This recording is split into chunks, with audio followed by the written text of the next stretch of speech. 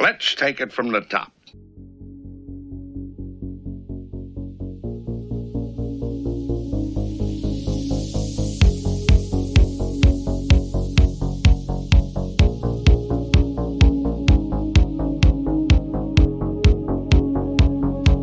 This is the Lowdown Sports Show. Give me the lowdown. With Drew. I just heard your dad might already hate you, and I was like, Yeah. what, brother? Oh, man. And BJ. Yeah, he could be part of the mascot's entourage and be throwing T-shirts into the crowd. And it all starts right now.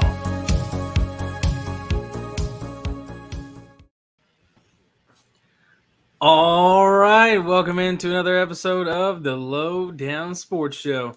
I'm your host, Drew. I'm BJ. And we're here to get the lowdown on all things basketball going around the association once again for the 26th time, ladies and gentlemen. The first time in 2 months, Drew. First time in we 2 did months. The math. This is probably the longest we've gone without going around the association. Probably, if I had to guess. Well overdue. Want to give a shout out to our partners, TeePublic, Fanatics, and SeatGeek. SeatGeek is a ticket app that takes the confusion out of buying tickets. Use code The Lowdown in all caps for $20 off your first order. And Mr. BJ. Yes. This show is presented by whom? This show is presented by StatHead. We're thankful to our partners over at StatHead, Sports Reference, the entire crew over there for partnering with us. And Drew, your stat of the episode for today's show. The Atlanta Dream just saw their 7-game winning streak come to an end earlier today, in fact, against the Connecticut Sun. That was the second longest in Dreams franchise history. Their only other longer winning streak they had was back in, well, I'll let you guess, and I'll tell you if you're right or not. Do you know what year they had a longer winning streak than the 2013? No, it was not 2013. The Atlanta Dream had an 8-game winning streak back in 2018. It lasted from July the 8th to July 24th of that year. Shame on me. I was covering the W then. Why didn't I know? You probably didn't realize that it was a franchise record for them. No, I did not. Time. I didn't even remember the winning streak. But see, this is why we have StatHead. That's why you have StatHead. You can look up all kinds of cool little tidbits like, franchise streaks, player streaks. We talked a little bit, I think, a couple weeks back when the Aces were in town to play the Wings, that A'ja Wilson had a really good track record of scoring against the Wings in her career. So it's really cool to see what you can find over at StatHead. Thank you, Mr. BJ, for our stat of the episode. Of course. Atlanta Dream had 3 All-Stars this year, and they'll probably get mentioned here today in today's episode as we go around the association. Ladies and gentlemen, got a lot to talk about here. Before we get going, make sure you guys follow us at the Lowdown Network on YouTube, Twitch, of course, if you're watching us right now, on Facebook as well, Instagram, TikTok. We've got those platforms as well. And then all the individual shows, including the Lowdown Network's Twitter account, all of those on Twitter as well. The Lowdown Golf, the Lowdown CBB, the Lowdown CFB, and of course, at the _Lowdown, which you see above you. Ladies and gentlemen, if you're watching live. Appreciate everybody joining us here today. Let's get right into it, BJ. It's been a while since this news came out, but we've had a lot of friends talking to us over here on the Lowdown, so we haven't really gotten to dive into it. We've dove into the things that they're best at and that they love talking about the most. So let's backtrack a little bit and rehash this new thing going on in the NBA, which is the in-season tournament that they're going to bring into the fold here. Do we have to, Drew? I mean, I guess a little bit. I suppose we might as well. Yeah. Oh, well. BJ, have you seen it? Did you see the rundown of what's happening? Do you know when the championship game is happening? I do know when the championship is. It's going to be competing. Well, it actually, they picked a pretty good time for this to conclude. Did they? Yeah. So what?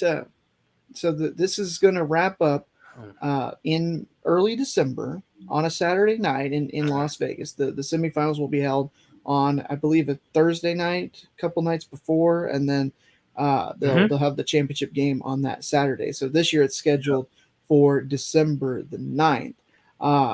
And it's a really good, date for basketball fans because there really isn't that a whole lot of competition. You don't see NFL games on Saturday for another week or two, I think. College is in between bowl season, and they won't have any game that at that time. I don't believe. I think maybe Army Navy is that day. Earlier in the day, they may have the Heisman Trophy, but that's an hour, and then you would go right into coverage of the NBA's championship for the in-season tournament. So in terms of where they put this on the schedule, it actually does work out pretty well. They're going to be, the stars of the show, because what are you going to do? Are you going to watch? MLB's not in season. NFL they'll play tomorrow. College football, like I said, or you could watch NHL, but that's not as out there, and obviously it doesn't have the viewership that the NBA does. So they're going to have two marquee dates now in December that all eyes will be on them. Of course, we all know about the long storied tradition of NBA Christmas Day games, but now just a couple weeks prior on the Saturday the 9th of December, they're going to have this in-season tournament championship game. Okay. So it worked out pretty well on the schedule. I think now that you've explained it a little bit more and realized like what the Saturday is going to be like and how open it's going to be. I mean, I was thinking about it like December 9th. That just seems so random. Like it's not on any important day, just a random early Saturday in December, which it is. But for all the reasons that you mentioned, it's going to be a good time to have the championship game. And you can have something cool right before Christmas. Hopefully you'll have players healthy throughout. See, that's one thing that is, now that I realize it in real time, is a concern in this championship game. Yeah. Important players, important teams playing, and injuries happening, and those players not getting to play on Christmas. Yeah. And that would be a bummer. I believe it was this season we didn't see Luka on Christmas, or was it last season? It was last season. I think he played against the Lakers this past season, but the season before last against Utah, he didn't play. You're correct. So we've already missed a Luka on Christmas because of an injury. I mean, if he's playing a high stakes game championship like that, he's going to be playing heavy minutes. Just knock on wood, a player getting injured like that before Christmas would be just a damper. I mean, injuries are going to happen no matter what. Yes. And things like that, but that would just stink.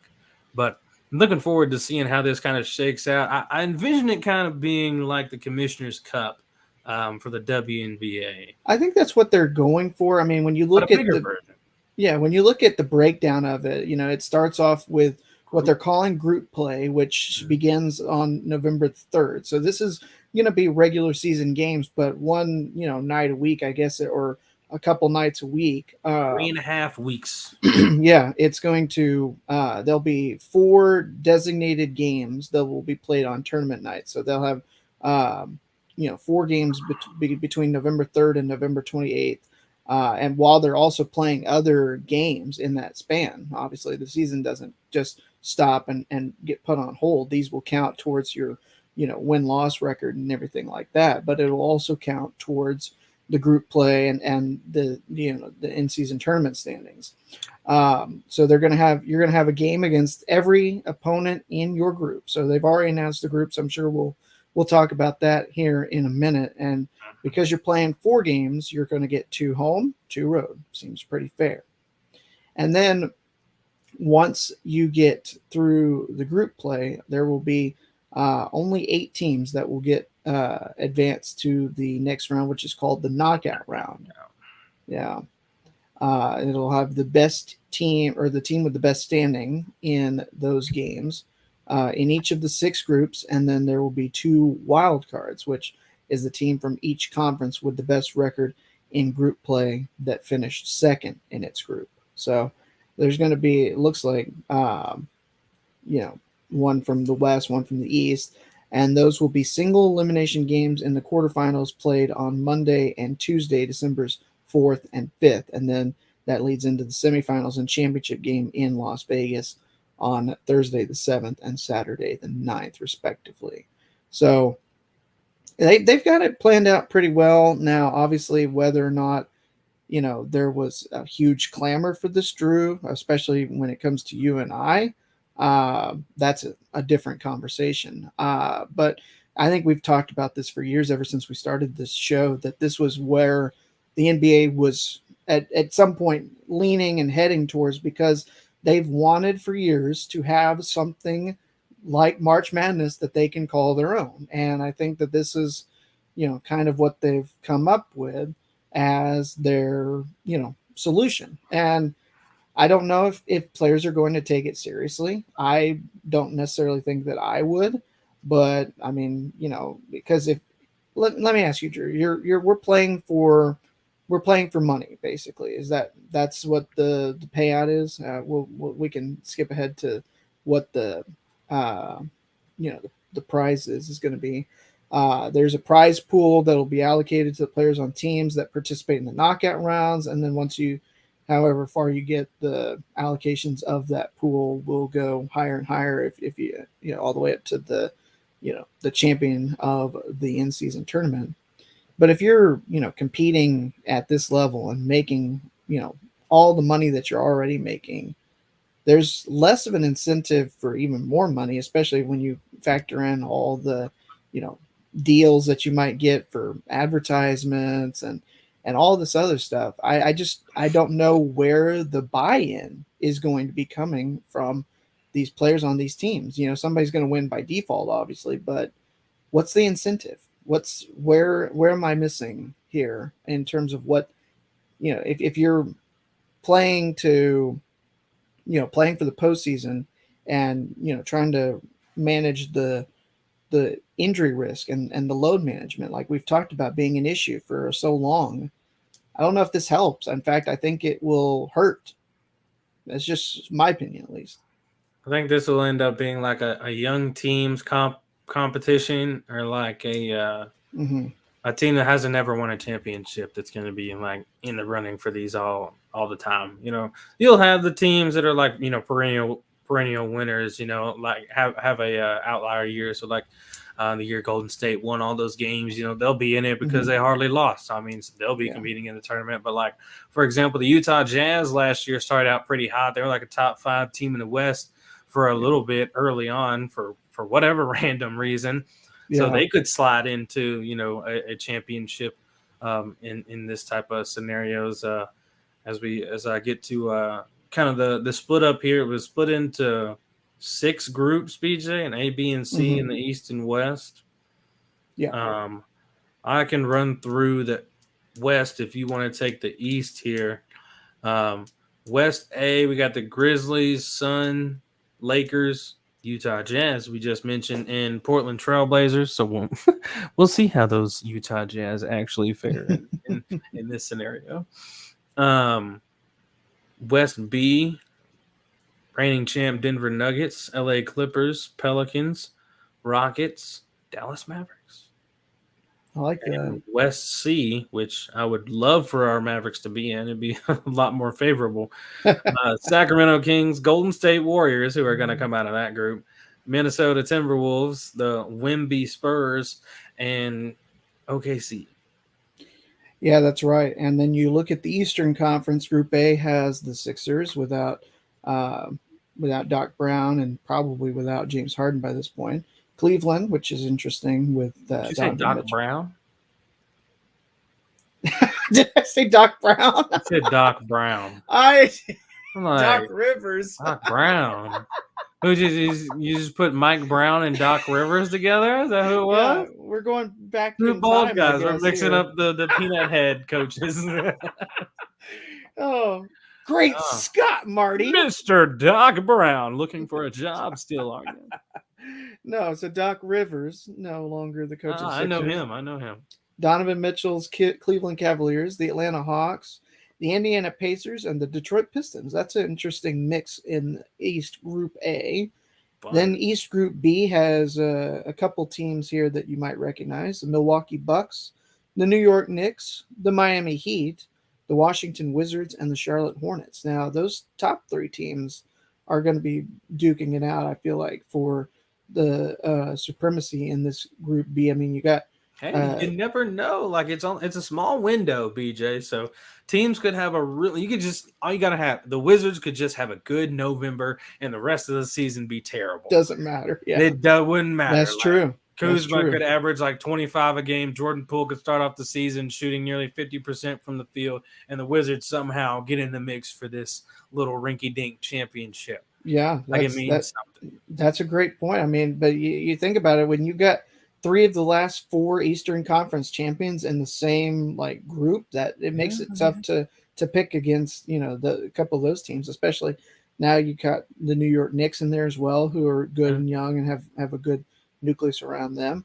And then Group C is going to be, I think this is going to be one that Boston. The Celtics and everybody else? Yeah, Celtics run away with this. Then they've got Brooklyn, who might put up a little bit more of a fight. Toronto, Chicago, and Orlando. Hey, definitely. Man, something's fishy going on with these Group C teams in both the East and the West. What is the Warriors and everybody else, and then the Celtics and everybody else? What's going on here? I don't know. What are we trying to do here? They said that they put these groups together based on like win-loss percentage, but that does not seem completely accurate. Like one of these things is not like the others. One bad team thrown in there. One medium team that missed the playoffs was in the play-in. Oh, I don't like your shuffle, NBA. Try it again. They stacked the deck, and in the other couple of groups, they should swap the Kings and the Nuggets, and then I'll be a little bit more happy with that. So the Warriors have problems down there. Yeah, but Warriors and Celtics ain't got no problems in Group C. If they don't make it, it's because Draymond wants to beat up Chris Paul. That's why. The Warriors don't make it. Games begin November 3rd, and they're playing through the 28th, right, BJ? 25 days worth of games? Yeah, it'll be. Window? Yeah, so it begins November 3rd, and then it concludes November the 28th in group play. So they'll play 4 games in that 25-day stretch while also continuing to play other games that are just for the NBA regular season standings. So they've got these designated tournament nights is what they'll have. At least the W gets paid for the Commissioner's Cup. You know what I'm saying? Like, where's the money for these guys? I was gonna say there is is it a charity thing? It says there is an in-season tournament prize pool that will be allocated to the players on the teams that participate. But what does that mean? That's so vague, though. What is the prize pool? I guess there's a pot of money that will go. Money. They got to have stacks because these players get paid a lot, per contract. What's really going to impress them? Yeah, that was my point just a little bit ago. Is what is the incentive? Bring your point back up because exactly what is going to entice these guys? And it's the same. It's almost the same thing as Commissioner's Cup. They could use the extra money is nice on the W side that they offer there, but other than that, like nobody gets because it's a Commissioner's Cup game. Nobody's going to get up because this is an in-season tournament game. You know what I'm saying? Like, there's no extra boost to this. And like, that's why I feel like it's going to be like a rinky-dink team or like a young team that ends up winning these things. So like, let's show that we really belong in the NBA by winning the in-season tournament. In-season tournament champion San Antonio Spurs. Wemby is ready to lead San Antonio. It's going to be a meme if that happens, Drew. I mean, like all the young talent, and when they end up finishing like 19-63 or whatever the record corresponding would be, then it's like, oh, they had their one shining moment. Then what's his name? Imoni Bates is going to be a meme then because he did a little Cleveland. This is for you since the Cavs won the Summer League. He made a tweet. Cleveland, this is for you. Is that what it's going to be? The San Antonio people love whatever it is. Or Trae Young's tweet about we next after every other team that has gotten. He's going to be up on the stage accepting the in-season tournament championship trophy. Like iceberg. Oh, I'll tell you, it's gonna be like the Grizz gonna get a they're gonna like, this is for Ja while he's sitting out waiting to come back. They're gonna win a little championship. See, we don't need Ja, and the Grizzlies are gonna be like, well, maybe we can trade him then. If we can win in-season tournaments, then we don't need Ja Morant. They're gonna be thinking some crazy things. I'll tell you what. Oh my But goodness. you know what? And there's gonna be an all-tournament team and a most valuable player from it. Mm-hmm. Do you think? Okay, let's see. What is going to mean more at the end of things, like Summer League or the in-season tournament? I want to say neither, but I'm going to say Summer League just because that at least, you give you an opportunity for these young guys to get some more experience before training camp, before actual meaningful games are played. I didn't get to watch as much of the Summer League as I would have wanted, but obviously the play is not going to be what you see in a normal NBA game, and that's fine. That's not, nobody's complaining about that. I think that this is something that I'd like to see other sports have, some sort of way to do that. I don't know how exactly you could, work it out. There's, in the baseball, they've got all the minor leagues that do a full-on season. The NFL doesn't have nearly anything that you could, like, right after the draft, you don't see, Bryce Young and CJ Stroud go head-to-head with a couple of draft picks and like, just some, like, linemen that are not really rushing. Like, you don't see 7-on-7 with, NFL draft picks or anything like that right after the draft. But it would be interesting to see that, because this is something unique to the sport, because, I mean, hoops can be done year-round, 24/7, any place, anytime that you've got court and, at least 10 players. So I think that means more in terms of, like, development and, for what you're going to see with these teams. The in-season tournament continues, to me at least, to be just a joke of an idea. Nobody is going to be, I mean, especially when you get to just when you've got the group play, it's almost like the World Cup, that which is just about to start for the women's side of things in soccer. You got these group stages that, you will determine who advances, but, is anybody watching anything other than their team unless you're just a diehard fan? I don't think so.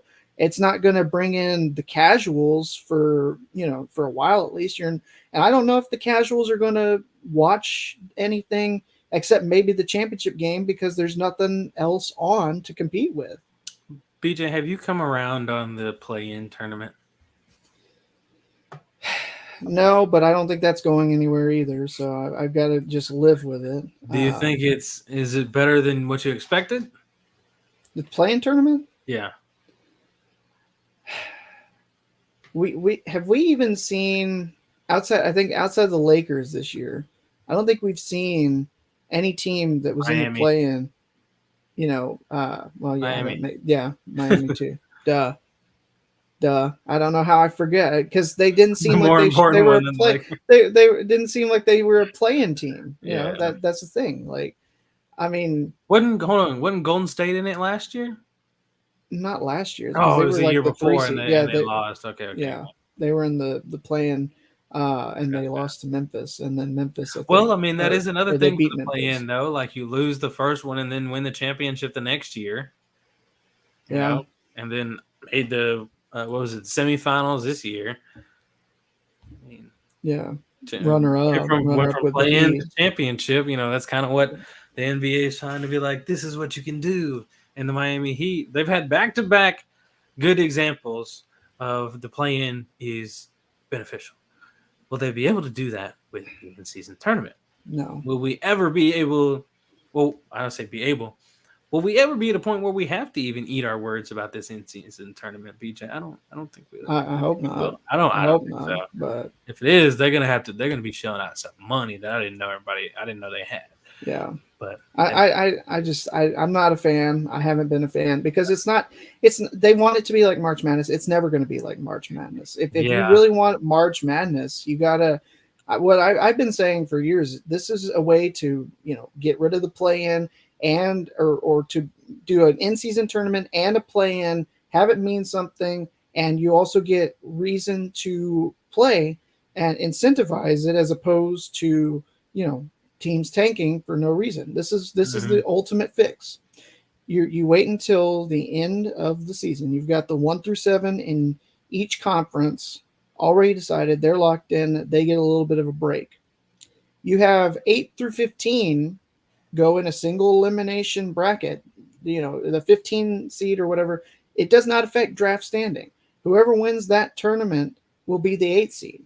So it gives a reason for the team that finished 8 in the standings to go and play their way in.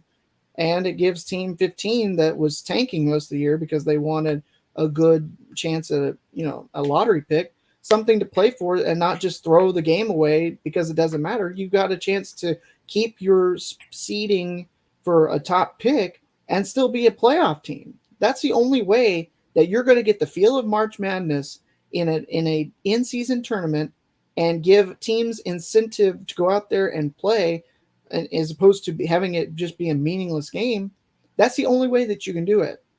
And nobody's going to listen to me because that's way too smart and radical of an idea, I'm sure, Drew. But I think that is the only way that you could make something like this beneficial and something that would actually have that feel, because anything can happen in a single elimination postseason tournament. You look at March Madness, you look at the NFL. That's the only way that they're going to actually be able to do something like that. But it'll never happen. And we mentioned Summer League, and we were going to get into that just a little bit here. Cavs won the Summer League. Is the Summer League ever going to get any hype again? Like, it's not really like something people go out of their way to watch during the day. Like, unless you just have an exciting young prospect, like. Yeah. If you're a real MFFL and you just been locked into Jaden Hardy and all the things that have been going on and how that's Miles together, and Miles and Lively out there, and you're trying to check it out, then you'll be locked in. And I like hearing Dudley's audio. So I mean, you can sit back and watch some Summer League so you can get excited about the young players you're going to be playing a lot. But other than that, like teams that don't, maybe for example the Lakers didn't have a whole lot. I mean, maybe a Doug Christie that they might slide into the rotation, but the Summer League just really doesn't have a whole lot of hype to me unless you can be there in person and get so. I mean, always watching the game in person is always better. But as far as the incentive for everybody to just tune in all the time and watch some TV, I really don't have that. As far as just casual watching. If I see Orlando Magic versus Houston Rockets, an NBA game, I might watch that for the exciting young players and. Just because it's it's on TV, but Summer League version of that. I think the novelty wore off pretty quick. I mean, once you got through the initial hype of Wemby being over here in the States and playing his first game in Sacramento as opposed to being at the Summer League. And especially because the prospects that we want to see don't play the whole Summer League. They play 2 or 3 games and then they're shut down for the rest of the way, which I understand injury concerns for your superstars, but that's how you get us to lock in Summer League is for them playing the duration of it. Yeah, players need to be durable enough to play through Summer League. I know.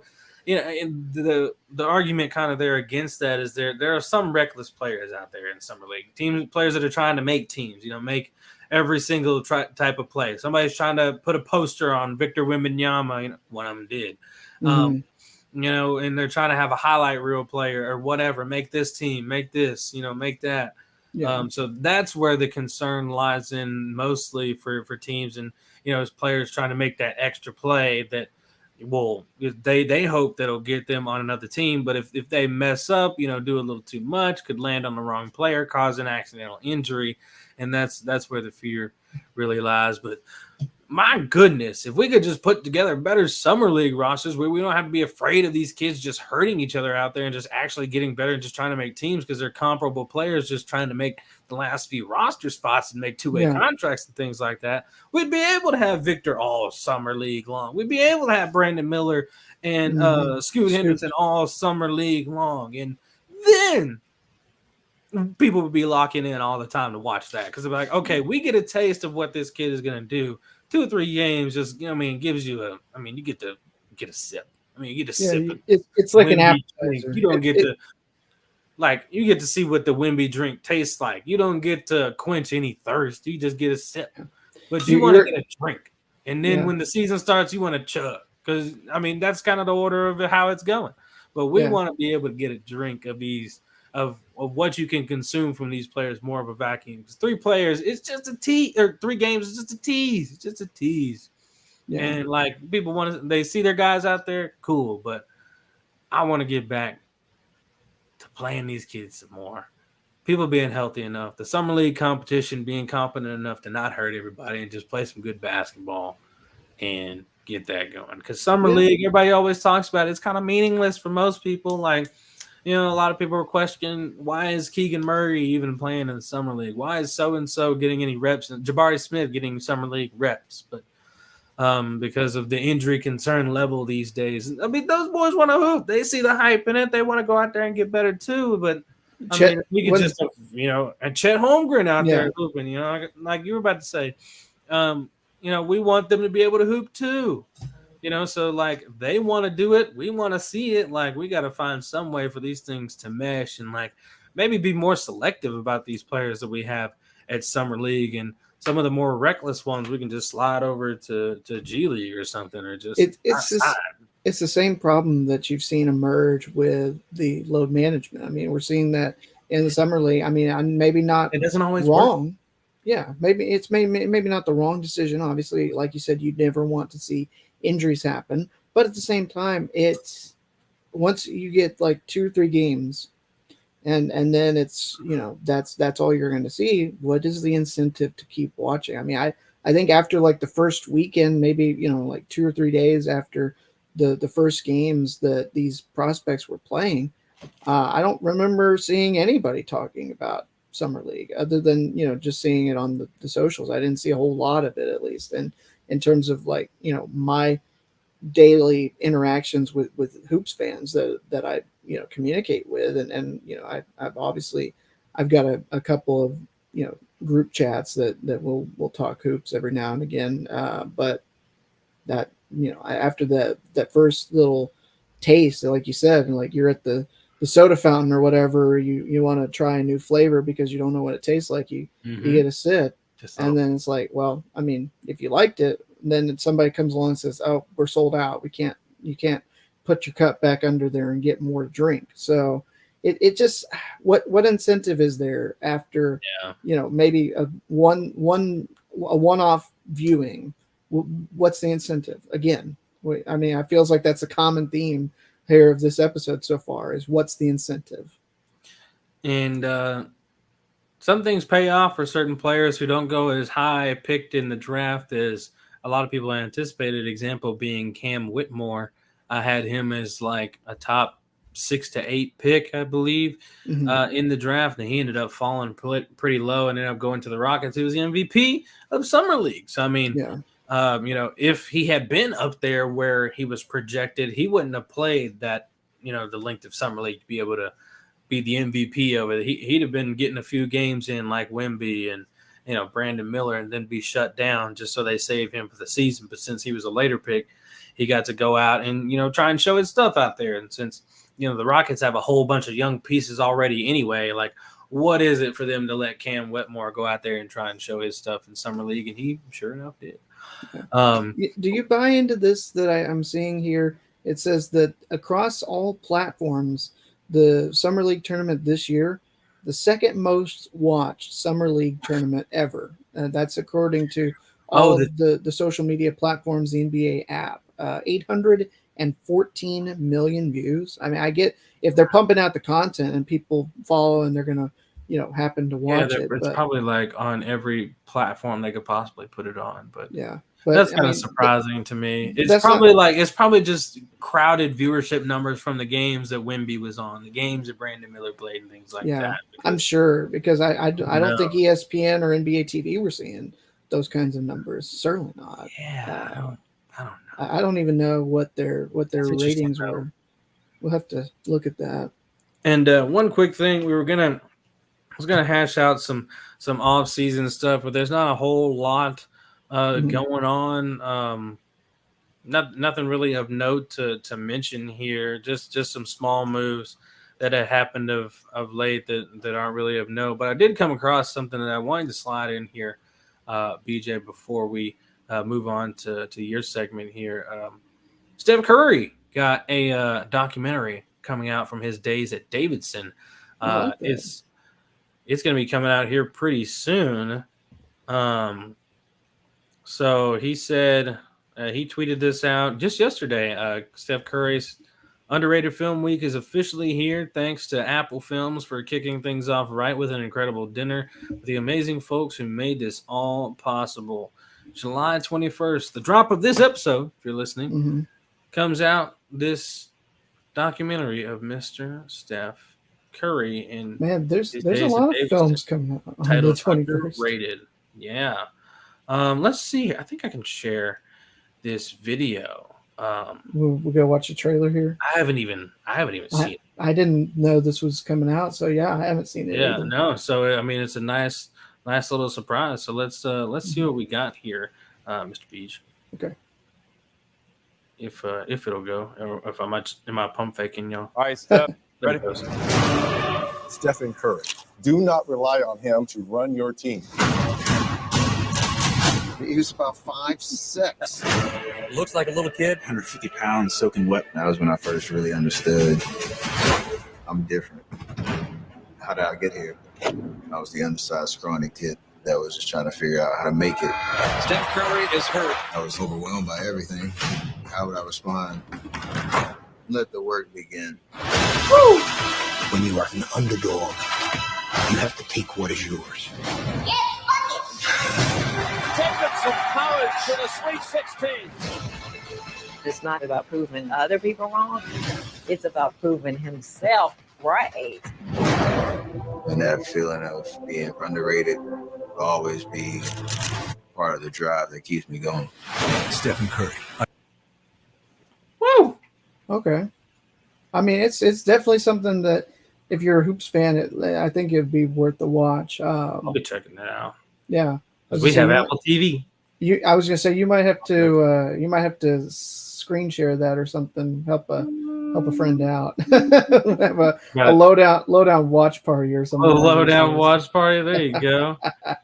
All right, ladies and gentlemen. Well, we've talked a whole lot of basketball already. I mean, a very lengthy portion. My bad. But now it's time for BJ's Best. Welcome back to our personal segments after a couple of weeks away with our guests, and you know, I don't want to necessarily take too much time away from what I had intended to talk about, but I just happened to notice, Drew, got a new setup. You've ditched me. You're no longer just down the road from me. You're half a country away now almost. And so I love the setup. He's got the pillows, the Lowdown pillows up above him on either side of him. And so, but Drew, you left and suddenly there's been a whole lot of stuff developing here locally in at least in the world of radio. I don't know if you saw this. I know we had Reg and Kevin Gray on from 105.3 The Fan a couple weeks ago. We did. They're at the Fan, and the Fan has been, at least ratings wise, chasing a little station here in the Metroplex called The Ticket for a long time. They've been trying to catch up to them in the ratings. Well, there's been a little bit of controversy, if you will, with the Little Ticket. Monday, they're well, I guess you could go backtrack and go back to a little over a month ago. I mean, I'm sure you remember the name Norm Hitzkiss, do you not? Sounds familiar. Yeah, so he was, he's been a broadcast, like staple house here in the Metroplex, a legend. He was, almost 50 years talking sports on the radio across a couple different radio stations here in the Metroplex. Well, he announced his retirement. He's been at the Ticket since about 2000 now, I guess. So it's been 20 plus years there. And that, obviously marked a change in what had been the lineup of shows for a long time. And there's been, a lot of trying to figure out who's going to be next. They haven't made any official announcements as to what's going to happen with his time slot. What if they're going. He had a co-host named. Well, you should know who his co-host is. East Texas State Lion public address announcer Donovan Lewis. Yeah, Donnie. He's got kind of the invasion spotlight now. It is his show. He and his producer now are kind of tag team hosting in Norm's stead. But they always at noon. The show goes from 10 to noon, and at the end of their show, they do a segment of crosstalk where they'll go into the next segment of show, which is a show called The Hang Zone from noon to 3, and it has Dan McDowell and Jake Kemp as the hosts. Well, Monday, Dan and Jake resigned from the ticket after a couple of weeks of not being on air. Reportedly it was that they were on vacation, and then they were on getting ready for Cowboys training camp, which begins here not too long. About a week.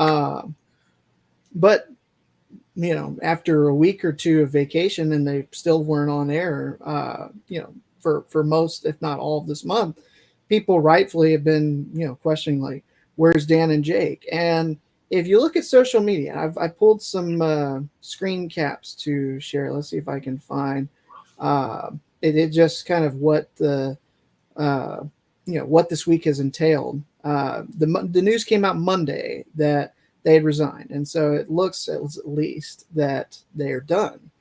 But what you see from social media would seem to be a little bit different. You can look at their official Twitter retweeting Saquon Barkley's tweet. It is what it is. Ooh. You got one of the co-hosts there also retweeting it. I believe all three hosts, in fact, yeah. So you get right there in the middle, Dan McDowell retweeting that. But it may not be necessarily the end of their time at the ticket, as evidenced by one of their former co-hosts, Bob Sturm's Twitter. He retweeted, and see if you can recognize the importance of this picture. Drew, do you recognize that chair and that door by chance? Yes, but I can't remember what it's from. That is the chair that was placed in front of DeAndre Jordan's door when, after it looked like he was going to sign with the Mavericks, his Clippers teammates convinced him to stick around in LA. Mm-hmm. So that was something that obviously, I don't know if everybody speaks in coded messages. Sturm also tweeted, "I've always been an optimist," with a GIF of Ted Lasso pointing to a sign saying "Believe." Maybe they weren't getting what they wanted, and now they are, since they actually were leaving. And they're like, "Oh, we didn't think you were actually leaving. We'll give you what you want." Here's the last little bit of coded, coded tweet. What does that mean? I'm not a Mac Miller fan, so I'm not sure if I can properly attribute what that would be saying. Yeah, I don't know on that one. I'd have to check the comments because it's probably got something to do with one of his songs that I can't think of the title of. Okay. Well, at any rate, so that's kind of the extent of it, is that there's a lot of swirling rumors. The official word, at least right now, from what was being reported, is that they've resigned because of contract negotiations falling through. But the people on the internet and some of their colleagues over at the ticket are comparing this more to the Zach Martin holdout as opposed to, the show coming to an end. And like you said, maybe this is something that they had to show how serious they are about whatever they're negotiating by essentially resigning. So it's very interesting to see what's going to happen with all of this, because, this would be, I think, more changes to this one station in a month than they've had at any one point in the nearly 30 years that they've been on the air.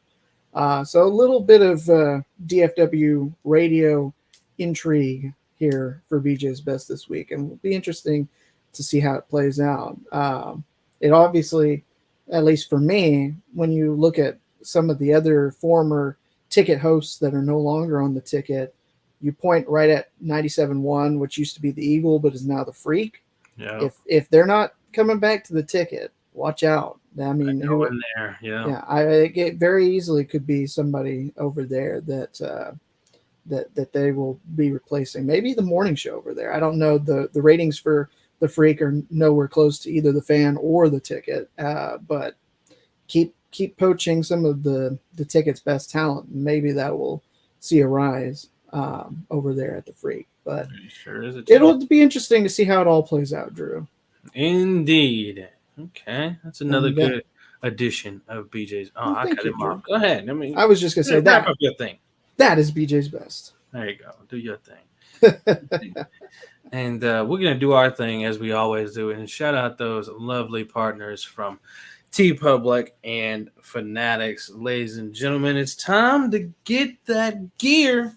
We got to tell you about T Publics all the time, year round, every chance we get.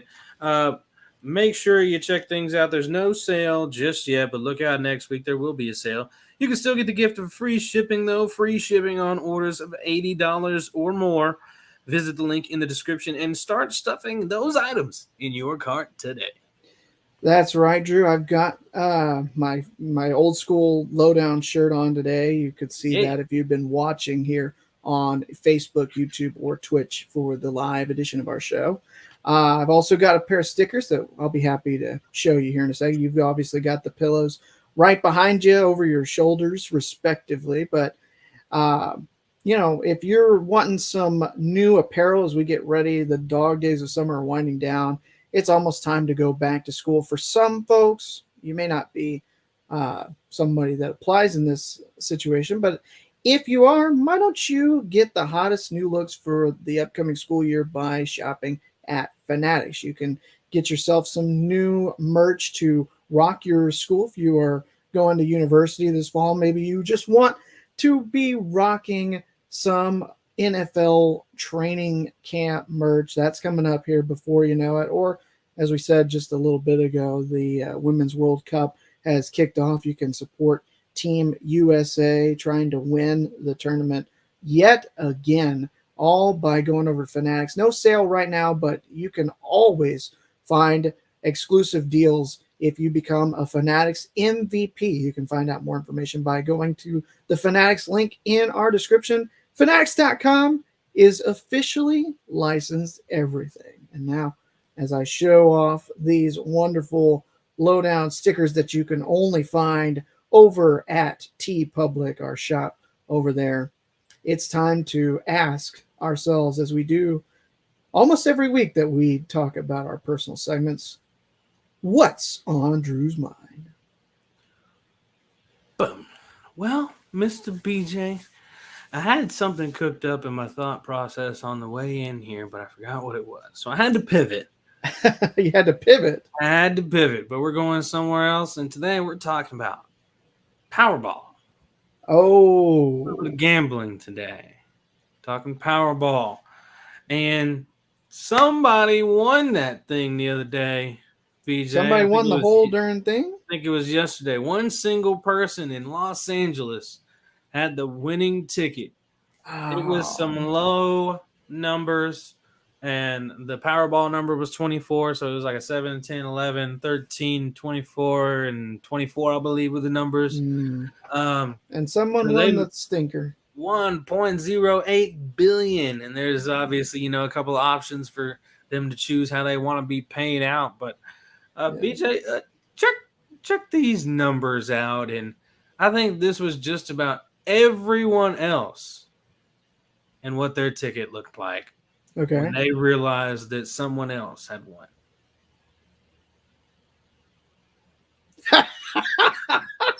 You lost, go back to work. This is every single other ticket in the world that has been bought the moment those numbers came out. and it wasn't them as the winner. Yeah, I was I don't normally indulge, Drew, in the Powerball, but even I had to go splurge a little bit. Oh man, I got a ticket yesterday. I suck actually BJ in. it was I think I bought $10 worth, so it would be 5 tickets, but that's about my limit is what I do.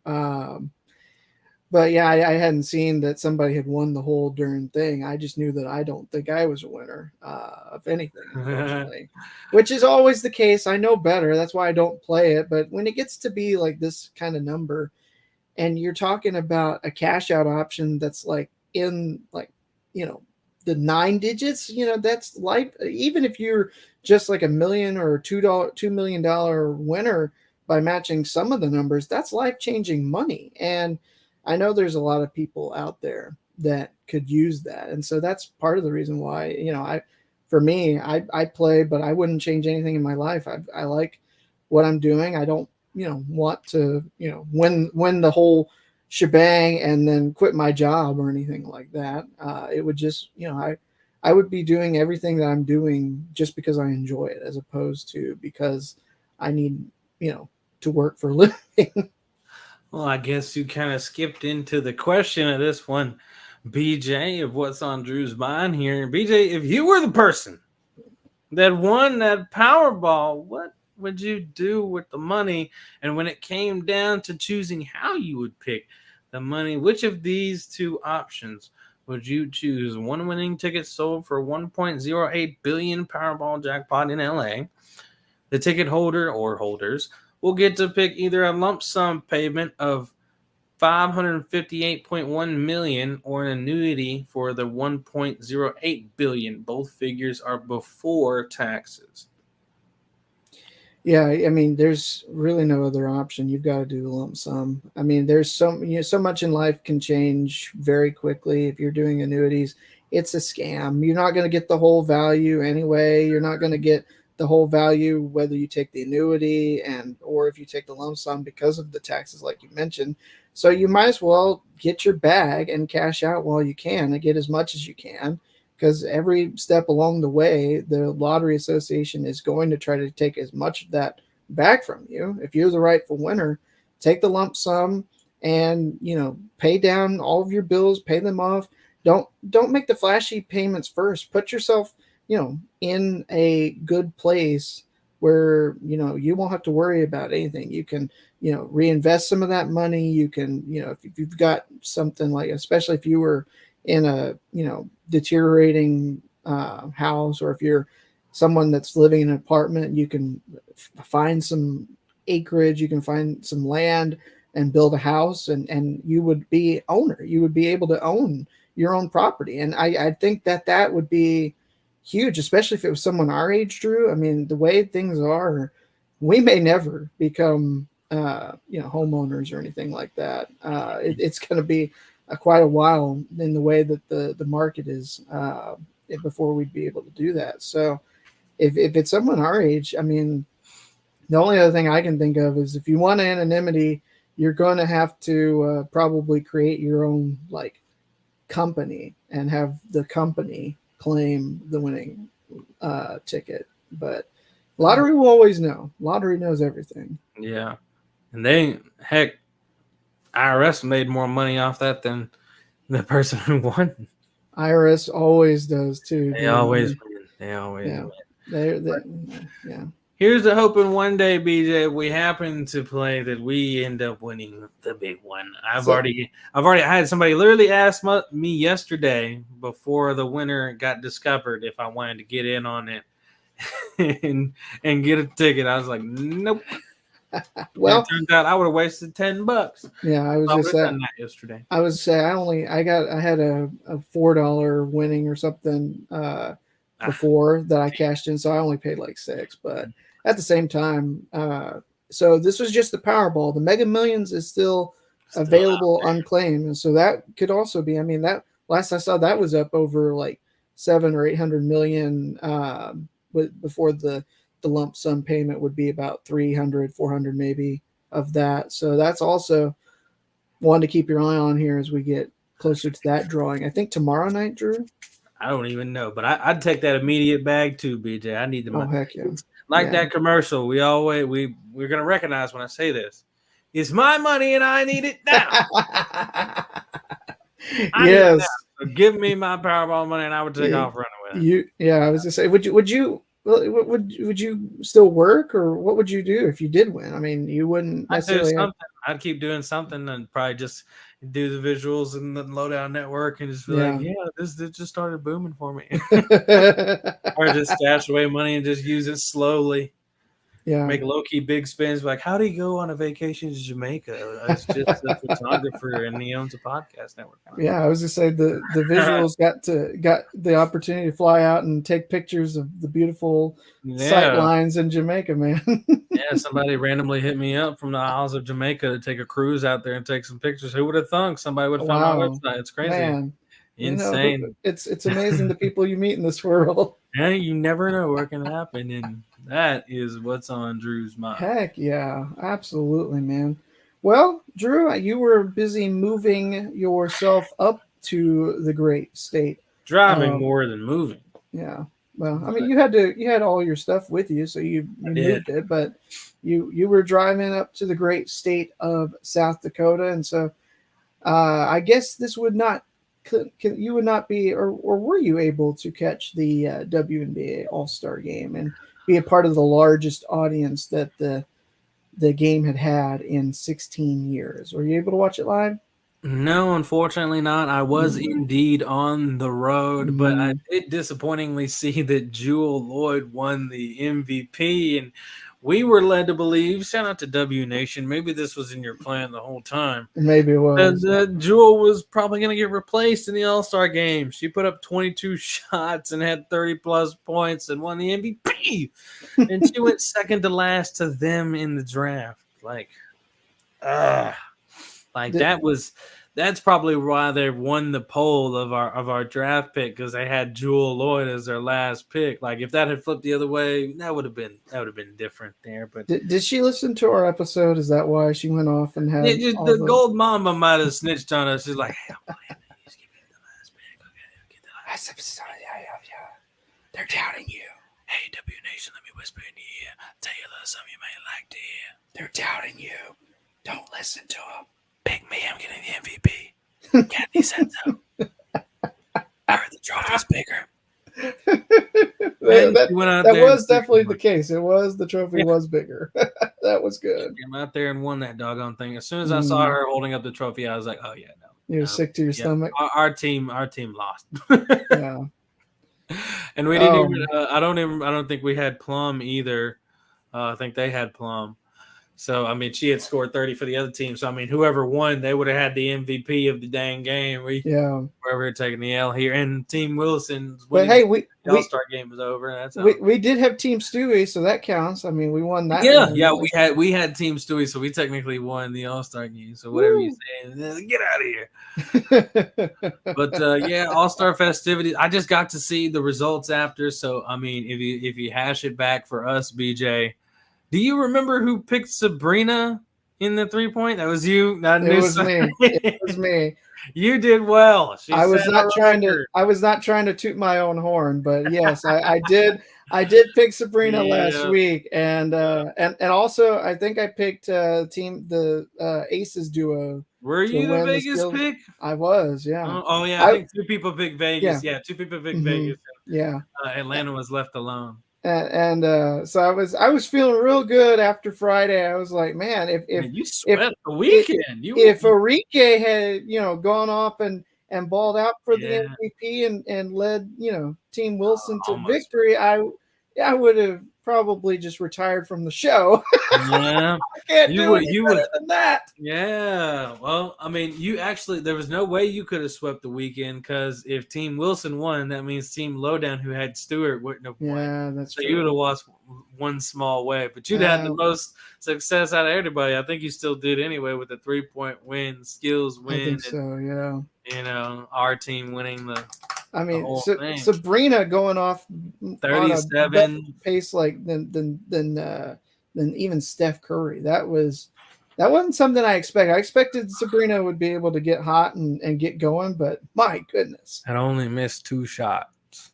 Mm-hmm. Outscored Steph by 6. Steph, I heard Steph now he's taking it as a challenge. He's gonna go next year and try and break it. He would have to make them. I mean, he'd have to make them all. I mean, yeah, he'd have to. But if anybody can do it, it's him. And then it's like, okay, what do we even need the 3-point contest for? Because Steph made them all Shut before. It down. We don't Let's need to watch home. it. Yeah, literally, bring Dirk, put him on the mic, shut it down. Let's go home. We didn't even need the 3-point contest because one person's already made all of them because it was the greatest shooter in the world. He came over and did it, and when he was like in his mid-30s, it was Steph and Tyrese Halliburton actually matched it earlier this year before Sabrina broke it on Friday. Yeah, 31. Yeah. So Steph's going to have to go for 38 at least, if not make them all. That would be insane. Yeah. You know what kind of highlights we would get if Steph made all but one or even all of those, you know, like it's not already, he already gets enough hype right now. But like if he did that and like the hype that came around Sabrina was super dope. But like if Steph did it, like greatest shooter in the world comes up and does some greatest shooter stuff, it would be like robotic. Off the place. Yeah, it'd be like robotic, man. Like, I mean, you know, nobody can go through and not miss a single shot. Like, what are we talking about? And now that he's taking this as a challenge, like he's going to do it now. He's going it just depends on when. Skills challenge. Once everybody was giving their reasons for picking Vegas, I was like, you know what, that makes a whole lot of sense, and they went ahead and won it. So you guys get to share those spoils right there as to who won on that end of things. And man, I didn't. This is the first All-Star game I haven't watched in years, probably ever since I started covering the league. So it's kind of disappointing to miss because I remember watching last year with Sills dunk and things like that. It was a super exciting one. There was a lot of good viewership numbers for this year's All-Star game. It draws the largest audience in 16 years, BJ. I've got the numbers right here. It drew 850,000 average viewers, which is a 16% increase year over year, which just means from 2022 to 2023. And like you said, Drew, the most watched edition in 16 years. Game broadcasts almost got up to a flat milli. They were peaked at 955K viewers.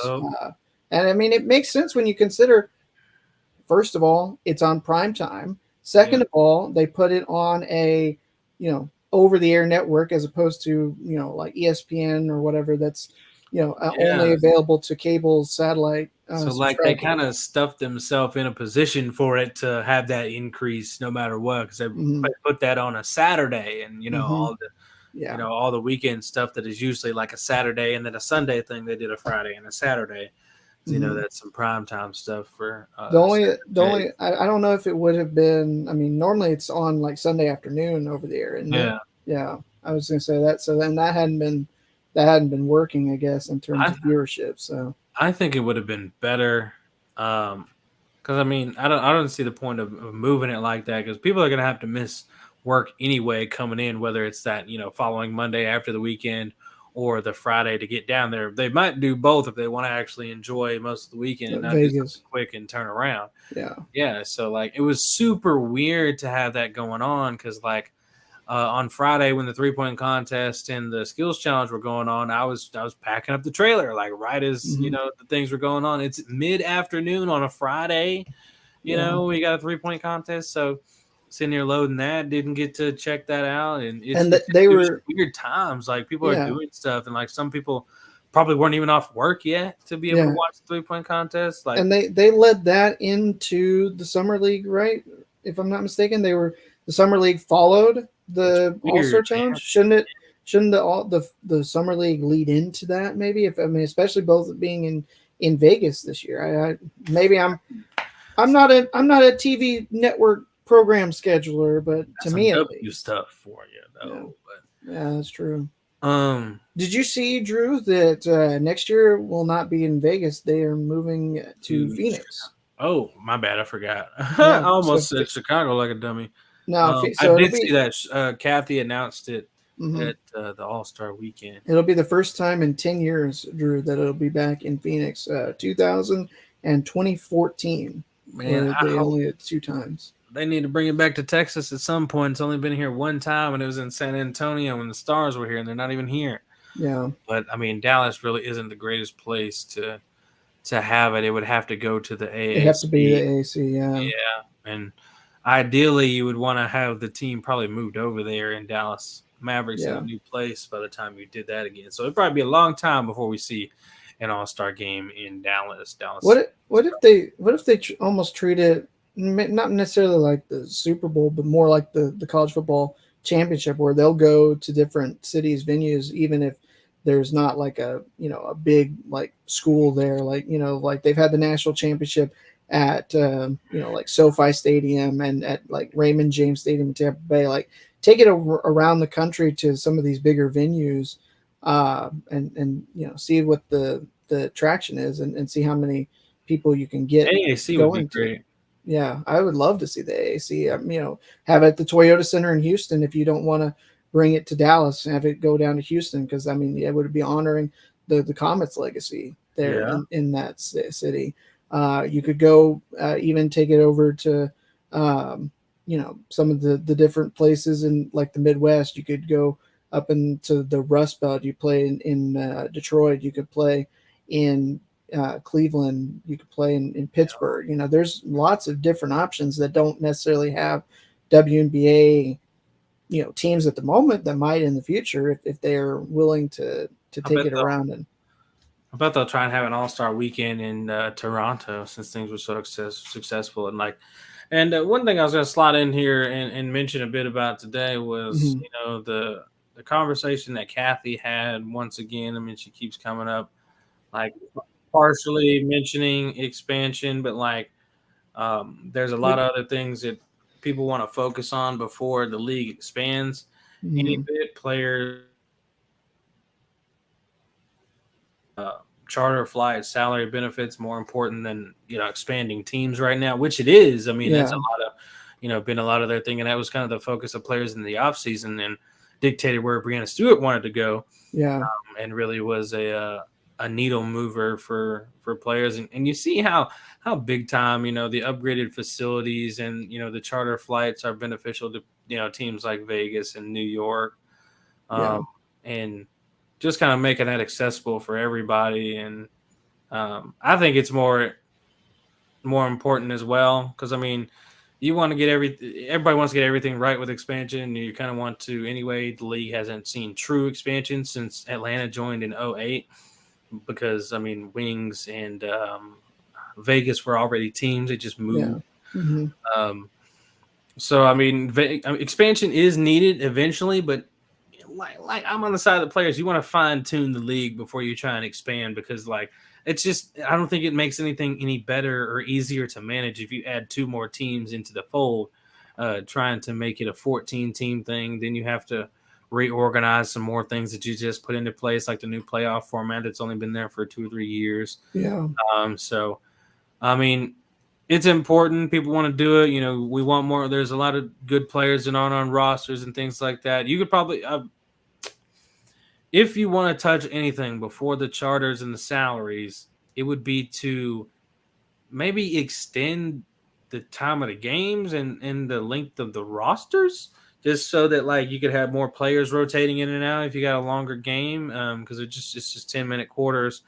Upgrade them a little bit, but I mean, maybe not even that, because everybody, when you talk about expansion or, extension of rosters, expansion always comes first, and that's what they want before, making a 15-team roster or 15-player rosters. Which I definitely get that. And especially with a smaller league, you should start just, adding, whole teams and spread things out a bit more. But, if they add the expansion teams and don't take care of charters and salaries, it'll take longer to hash out charter flights and salaries. If you go ahead and mess around and put too much focus on adding some teams just because your commissioner made some weird promise that expansion is coming soon, giving you a really vague kind of thing.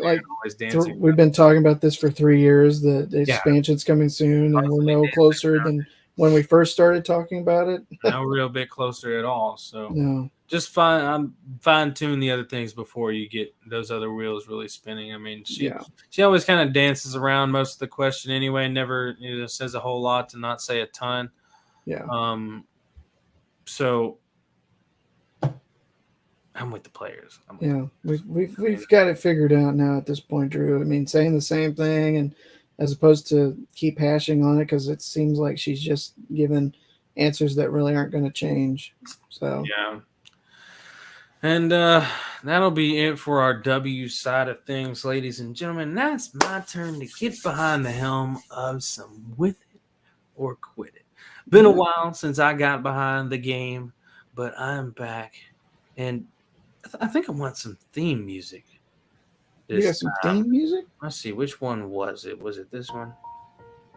Nope. No, it was not. It was a much cooler. Oh, Night Driving, right? Yeah. Yeah. Let's get our wiki. Get the wiki vibes going. I wanted some theme music. Did some Dion. Hit my theme music. All right. There's a little game called With It or Quit It. If you're new, ladies and gentlemen, listening to us, we got a game. I got 5 questions for usually a guest, but when we ain't got a guest, it's going to Mr. BJ, or if BJ's doing it, he's asking me. It's a simple game. I just ask you if you're going to be with it or quit it on these questions. It could be one simple thing, like, for example, something that I've never asked before and probably won't ever ask. Spirals. You with spirals or you against spirals? I like a good spiral. Okay, I'm with it. Okay. Another example, Texas Rangers team with the best beards in baseball. With it or quit it? No, I'm with it. I mean, they're just minor examples of how this game goes. I had never even thought about that being a possibility. I don't look at the players' beards either. You never know. You never know. Me and BJ, best facial hair in basketball, in basketball podcasting. I like it. That's a good one. Let's get into this. 5 questions coming from Mr. BJ. Number 1. I'm glad I mentioned the Rangers already because that is part of number 1 here. BJ, the Texas Rangers, you believe can make the World Series. You're with it or quit it?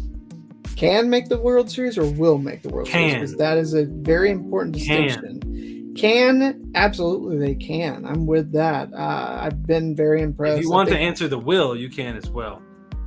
TBD on the will. Okay. I mean, that they're playing really good baseball right now, especially coming out of the break. There was some worrying times, just before the All-Star break. I think I correctly linked it to just them being tired because they were playing for like 17 days in a row without an off day before the All-Star break came along, which is just by far their longest span of games in a row without a day off that they've had all season. And they were struggling and tired and losing a lot that you didn't maybe feel like they should have been, but at the same time, it's like, all the travel, all the games, it wears you down. It's a marathon. It's not a sprint. So I think they're playing really good. They have been consistently. They've got really good pitching. I always feel like they could add something. Maybe it's something from within. They brought up Alex Spies yesterday, and he made his major league debut. Did really well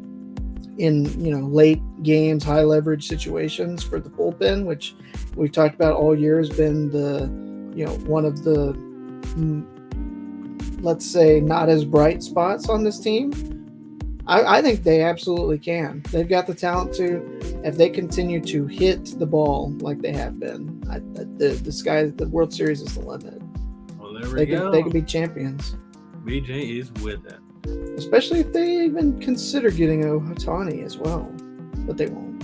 Ooh, number 2. BJ, when you get your next girlfriend, because you will, we don't get you one. I love the confidence, my friend. You would prefer to be the taller one in the relationship. With it or quit it? That's an interesting question. I don't necessarily have a preference, but probably with it, just because for me, there's the dating pool for my height and above is significantly less than for anybody my height or below when we're talking about potential girlfriends. I mean, there's not a whole lot of women out there that are taller than 6'2". So, that is both a beauty and a curse, I guess, of being as tall as I am, is that, there's not anybody that's my height or above, the number is significantly less. So I'd probably just by default have to say with it, because it's probably easier to find that special someone and find out, oh, she's shorter than I am. So. Okay. All right, he's with it back to back. All right, number 3. Your favorite part of broadcasting sports. Man, you love these broadcasting questions. Is the connections you make along the way. With it or quit it?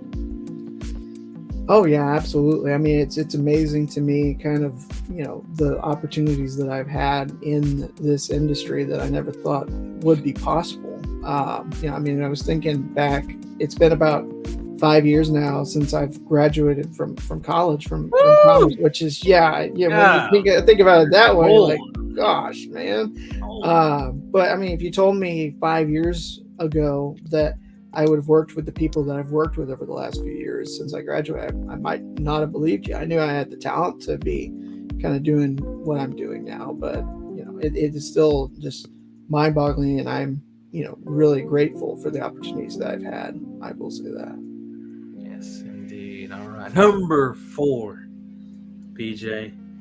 You are the type of person, at least now, because we're talking about how you are now, very open to trying new things. With it or quit it?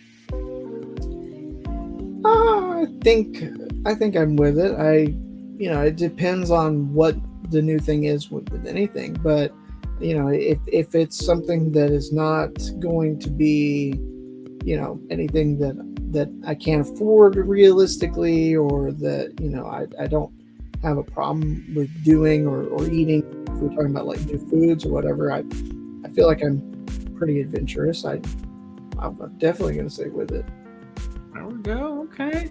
All right, BJ, one more. Number 5. Oh, you're keeping up. Okay. I didn't mean to be, but man.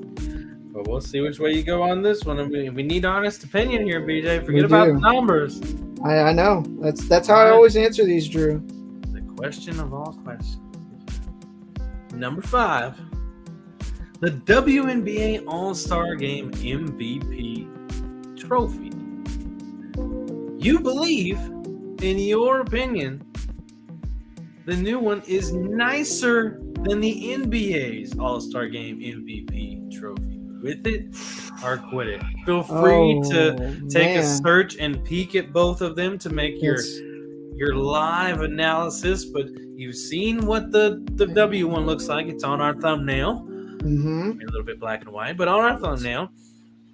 If not, you can do an extra search. That's totally fine. But it has like quadrupled in size from the previous year and looks pretty nice these days and pretty on track with what the NBA's look like. But which one do you think looks better?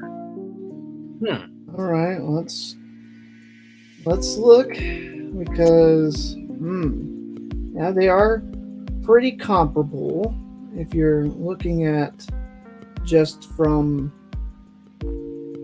sheer perspective of size. They are, I mean, it really does resemble it quite a lot, the new one to the old one. Oh man, it's very tough to tell them apart almost, but the NBA has a little jettison up into a star, while the WNBA is a straight star block up and down, as opposed to slowly rising up and closing in and then into the star, like almost like the Stanley Cup trophy. Not as much, but to a certain extent at least. Oh, Drew, I really want to help you out here. Oh, I'm gonna say quit it. I think I like the NBA All-Star Game. Kept up with the numbers. He ruined it. He kept track. I said quit it. I know you. If you wouldn't have known where you were, you might have said with it, and it would have been 5-5. I might have, but I still like the NBA ones. I still like the is a little bit better. I like the Fair design enough. of it just a little bit better. But both are very nice. I think it's just a matter of aesthetics and it's personal taste. whatever your flavor is. Yeah. But they're both very nice. And I think that they did a really good job in making something that anybody that takes home the MVP award from the WNBA All-Star Game should be proud to show off now. I would be, if I'm Jewel Lloyd, hold on to that and place it prominently somewhere where everyone can see it. Mm-hmm. That's something worth displaying for sure. BJ, that's also with it or quit it. And that is the episode, then, is it not? Is the episode indeed. To remind everybody, make sure you follow us on socials at the Lowdown Network, and of course us individually on Twitter at @the_Lowdown. Make sure you rate and review the podcast on Apple and Spotify, wherever you can rate and review these podcasts at, and do that for us. We would love it.